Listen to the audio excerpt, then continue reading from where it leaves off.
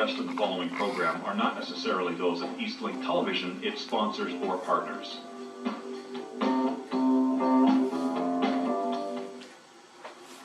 Welcome back to the Straight Goods, the Enviro Show. I'm your host, John Abati.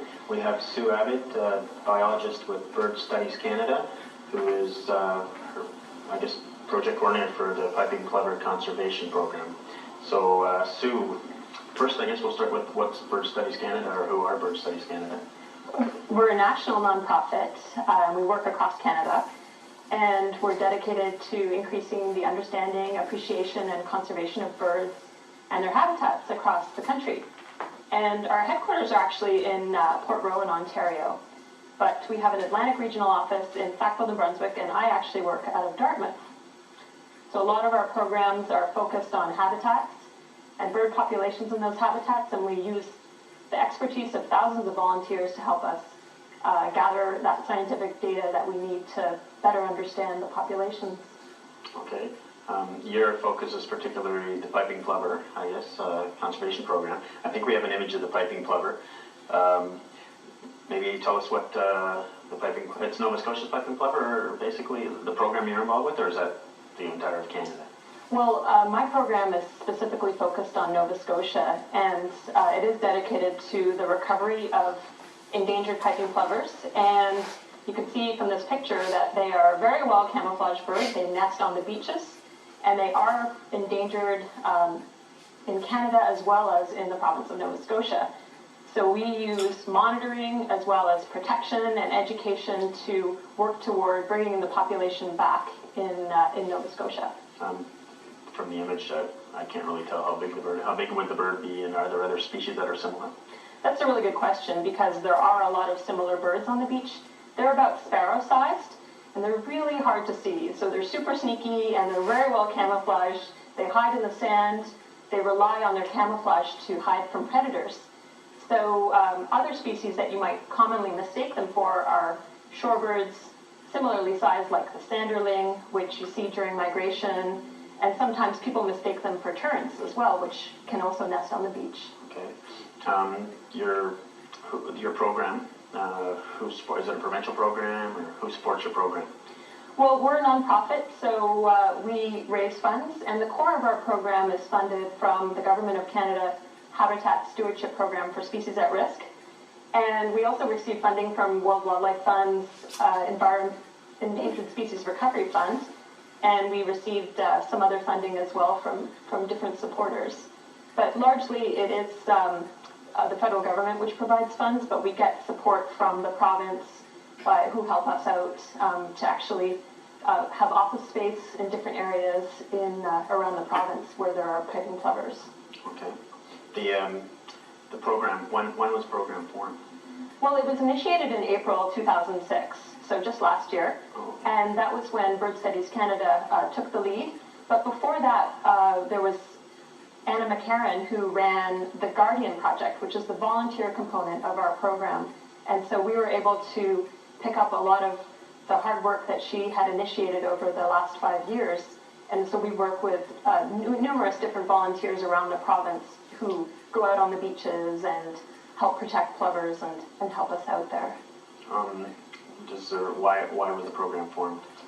Well, it was formed because of the necessity to work quite intensively on recovery of piping plovers. Because there are less than 100 piping plovers left in Nova Scotia, they are seriously in trouble. We have an image actually that might maybe further kind of highlight what you're talking about. Yeah, sure. There's a map. Absolutely. A distribution map, I think you have, that you brought in. Yes. So if we get that on, then okay. so yeah, I guess you can show, it shows there kind of the concern we have, right? Yeah, so the black dots around Nova Scotia and Atlantic Canada show the breeding sites, and the map to the lower right shows you, with the black, where piping plovers can be found during their breeding season, so that's spring and summer, and the gray areas are where they actually spend the winter. So in Atlantic Canada, it's a patchy distribution.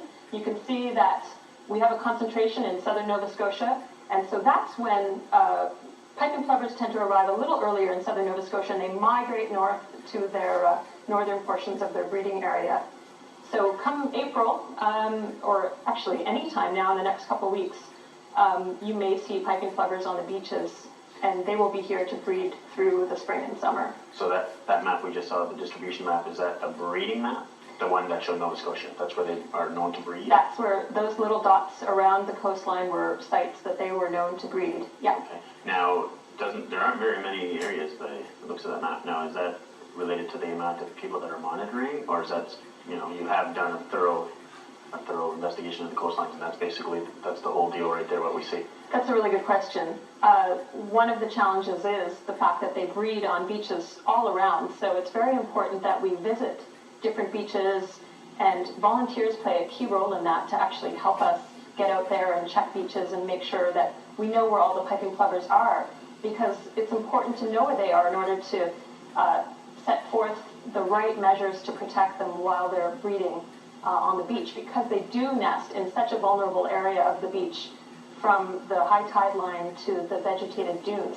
So that's the dry sand that a lot of us like to walk and sunbathe. That's where they're actually building their nest and raising their young. Okay, I think we have a beach profile that might highlight that a little bit, that we can Absolutely. identify That would be great. where it is. Now, when are piping plovers on the beaches, and how would we know? Well, another good question. Oftentimes we don't know.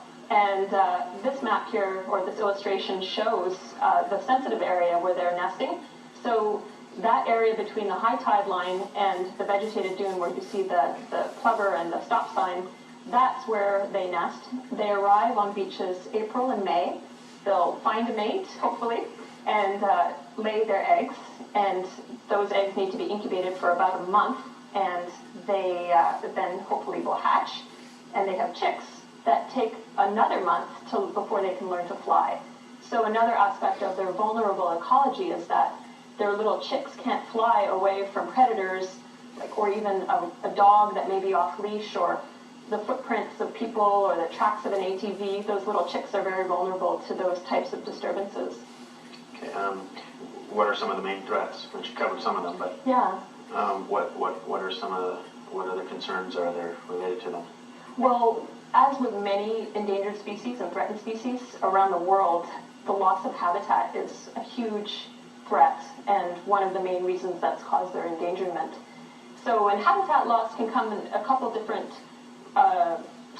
causes behind it. One is natural, it's just sort of the natural erosion of beaches over time. The other could be development on beaches. Those hard structures that sometimes are used to protect banks can accelerate erosion in some cases. And then there are the sort of the degradation or the abuse of habitat by sort of human actions. So some of the activities that we are doing on the beaches are actually contributing to some of the loss of habitat. So like pollution would be one, I imagine. Pollution could be one. Some recreation activities. Mm-hmm. How the recovery of the piping plover, what are you guys doing in that sense, or how are you protecting it? Yeah, well, because it's an endangered species, there's a strategy that is agreed upon by a lot of different partners, federal government, provincial government, and nonprofit organizations like ours and others. They come together and they put forth a recovery strategy that outlines a lot of different actions that are needed to successfully bring back populations of piping plovers. So we work within those guidelines so that everyone is working together on making sure that we're working on implementing the right types of activities to bring back the bird. What kind of, how would I be, I wouldn't know that there's a plover there. What kind of things are you doing to kind of help me or inform me that, maybe I'm in a bad area? Yeah, that's a great question. Well, raising awareness is one of the major ways that we work toward species recovery. So getting out on the beach, a lot of our volunteers are helping us conduct the education of beachgoers. So walking the beach, talking to beachgoers, and ensuring that they know the steps that they can take when they're on the beach to help protect plovers. But we also work with community groups in coastal communities so that they have the right information that they can share with the public that they work with. Are there signs posted or anything like that? Yeah, signs. There are many, whenever we find a nest, in most cases we try to protect it with signs and sometimes rope too. Because the nest is on the ground, it's quite at risk to trampling. So when we set up signs and rope to protect the area around the nest, we hope that people comply with the signs and stay out of those roped areas. That's really an important part of the protection of the species. Okay, often there's other threats besides just humans in this. Well, it's human threat in a way, but something people go a lot of times. It's recreation on the beach. You know, whether it's ATV, and not picking on ATVs by any means, but whether it's that or if someone's just out on a stroll with their pet. So they, you know, what kind of what do you have to say to these people? Like, how would they be able to not cause any harm? Yeah, well, for example, if someone was walking on their beach and perhaps they had their dog off leash and I knew there was a piping plover nesting there, or a volunteer knew, we'd share information about, you know, piping plovers are nesting here and they're very vulnerable, and could you please put your pet on the leash? And hopefully they comply and have remembered to bring their leash. And if not, sometimes we have extra leashes that we can share too. But walking on the wet sand is another way, beyond keeping your pet on the leash. During May through August, those are really the sensitive months when the nests are active, the plovers are incubating their nests, and the chicks are on the beach.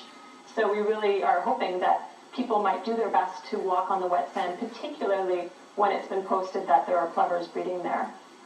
So it's not, you know, it's not a stay off the beach particular thing. It's just a matter of knowing where to be on the beach, right? Yeah, that's another good point, that it's not about keeping people off the beach by any means. It's about sharing the beach, really, and I think it's just a slight shift in behavior that we're asking for, and a little bit of awareness, and we hope that we can all live together on the beach and have a healthy population of plovers as well as healthy beaches for our communities.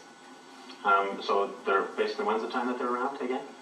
They arrive on beaches late April, and most of them will be back in May, and they will continue their nesting through August. And they begin their migration in late summer, but some can remain on the beaches into September as well. Some of the little flocks that haven't quite made it down south yet. Right. Okay.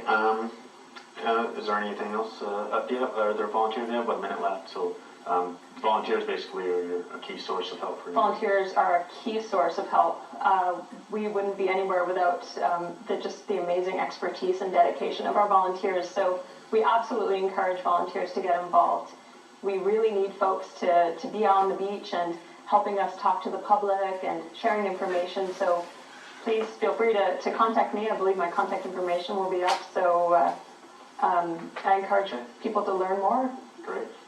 So thank you. Thanks for coming out, Thank Sue, you. and hopefully you get some help and some people contact you and Yeah. help protect an endangered species in Nova Scotia. Well, it's been a pleasure. Thanks for inviting me. Thanks.